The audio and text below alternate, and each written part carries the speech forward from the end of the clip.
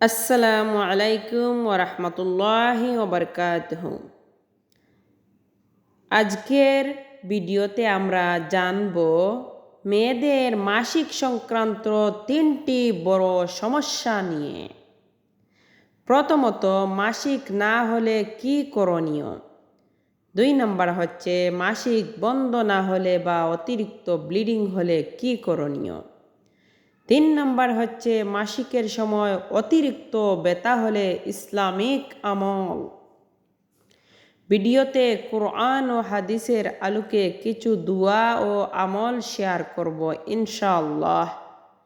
তবে মনে রাখবেন, শারীরিক সুস্থতায় ডাক্তারের পরামর্শ নেওয়া ফরজ। ভিডিওতে যা যা থাকছে আজকে: প্রথমত, মাসিক না হওয়ার কারণ ও ইসলামিক দৃষ্টিভঙ্গি। দ্বিতীয়ত, মাসিক বন্ধ না হলে ইস্তেহাজা হলে করণীয়। তৃতীয়ত, মাসিকের ব্যথা কমানোর দোয়া ও আমল। চতুর্থ, গুরুত্বপূর্ণ নসিহত। পঞ্চম হলো শেষে দোয়া। আল্লাহ সব বোনদের সুস্থ রাখুন, আমিন। ভিডিওটি ভালো লাগলে লাইক, শেয়ার ও সাবস্ক্রাইব করতে ভুলবেন না প্রিয় দিনী ভাই বোনেরা। তো মাসিকের সমস্যা, মাসিক না হলে করণীয়, অতিরিক্ত ব্লিডিং, পিরিয়ডের ব্যথা। আজকে সেই সম্পর্কে আমরা আলোচনা করব।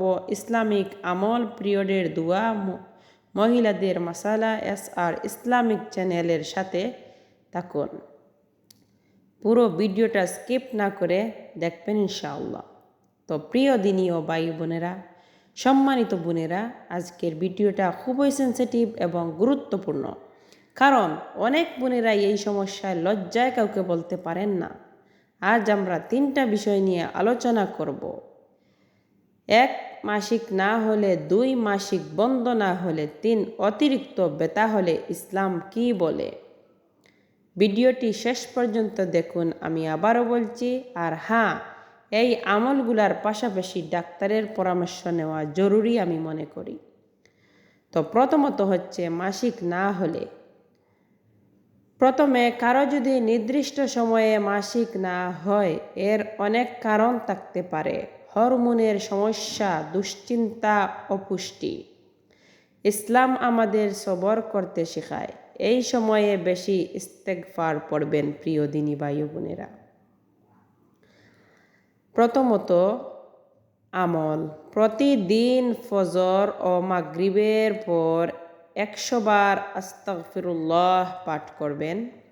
2 নম্বর আমল হচ্ছে সূরা ইনশিরাহ 7 বার পরে পানিতে ফু দিয়ে সেই পানি পান করবেন। আর সবচেয়ে বড় কথা, টেনশন করবেন না প্রিয় দিনী বোনেরা। আল্লাহর উপর ভরসা রাখেন, আল্লাহ চাইলে সব সম্ভব। তো আমি 2টা আমল বলেছি। প্রতিদিন ফজর মাগরিবের পর 100 বার আস্তাগফিরুল্লাহ নিয়মিত পাঠ করুন। 2 নম্বর হচ্ছে সূরা ইনশিরাহ 7 বার পরে পানিতে ফু দিয়ে সেই পানি পান করুন। ইনশাআল্লাহ আল্লাহ তাআলা সকল সমস্যা সমাধান করে দিবেন মাসিকের। 2 নম্বর হচ্ছে মাসিক বন্ধ না হলে, অতিরিক্ত ব্লিডিং হলে কি করবেন। এটাকে ইসলামে ইস্তিহাজা বলে, মানে নির্দিষ্ট সময়ের বাইরে রক্ত যাওয়া। এই অবস্থায় পবিত্রতা রক্ষা করা কঠিন। তাই প্রতি নামাজের সময় নতুন করে অজু করে নেবেন। আমল: সূরা ফাতিহা 7 বার পরে পেটে হাত রেখে দম করে দিন। আর একটি দোয়া আছে, আল্লাহুম্মা রাব্বান নাসি আজহি বিল বাসা ইশফি আনতা শাফি লা শিফাআ ইল্লা শিফাউকা। আমি আবারও বলছি, এই দোয়াটা আমার যারা বুঝতে পারেন নাই, সেটা আমি আমার ডিসক্রিপশনে দিয়ে দিব, সবাই দেখে নেবেন বাংলা এবং আরবিতে। আর এই দোয়া 3 বার পড়বেন। তবে ভাইয়েরা, এটা লম্বা সময় হলে অবশ্যই ডাক্তার দেখাতে হবে, কারণ শরীরে রক্তশূন্যতা হতে পারে। যাই হোক, অতিরিক্ত ব্যথা হলে কি করবেন। অতিরিক্ত ব্যথা থেকে অনেক বোনের মাসিকের সময় পেটে, কোমরে প্রচণ্ড ব্যথা হয়। তো তো নবী করিম সাল্লাল্লাহু আলাইহি সাল্লাম আমাদের বেতার সময় এই দোয়াটি শিখিয়েছেন। ডান হাত বেতার জায়গায় রেখে 3 বার বিসমিল্লাহ বলবেন, তারপর 7 বার বলবেন আউযু বিল্লাহি ওয়া কুদরাতিহি মিন শাররি মা আজিদু ওয়া উহাজিরু। অর্থ, আমি আল্লাহর ইজ্জত কুদরতের আশ্রয় নিচ্ছি, আমি যা অনুভব করছি এবং যা আশঙ্কা করছি তার অনিষ্ট থেকে। এর সাথে গরম সেক নিতে পারেন, হালকা ব্যায়াম করতে পারেন, আর সবর করুন। এই কষ্টের বিনিময়ে আল্লাহ সওয়াব দিবেন ইনশাআল্লাহ। তো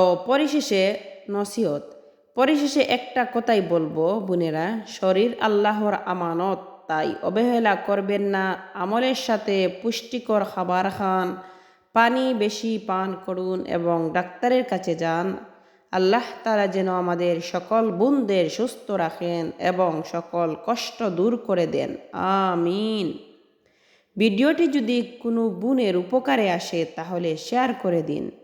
পরের ভিডিওতে কোনো বিষয় নিয়ে আলোচনা চান কমেন্টে জানাবেন ইনশাআল্লাহ। তো সবাই ভালো থাকুন, সুস্থ থাকুন, আমলটি অবশ্যই করুন।